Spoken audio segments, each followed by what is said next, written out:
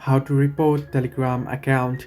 Hello everybody, welcome back to my channel. This is me Bipin Basnath, and today I'll guide you on how you can report Telegram account. Now first things first, you wanna open up your Telegram and make sure you're logged into your account. Now you wanna report certain account. Suppose you wanna report this particular account here.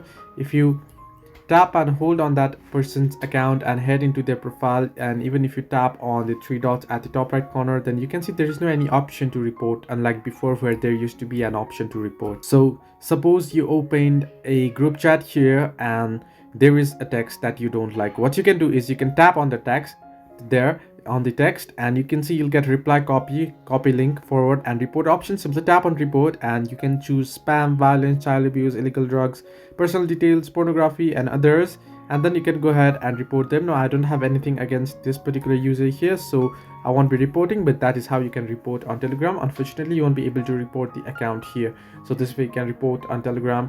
Hope this helped you. Do like and subscribe, and do not forget to leave a comment down below if you have any further issues.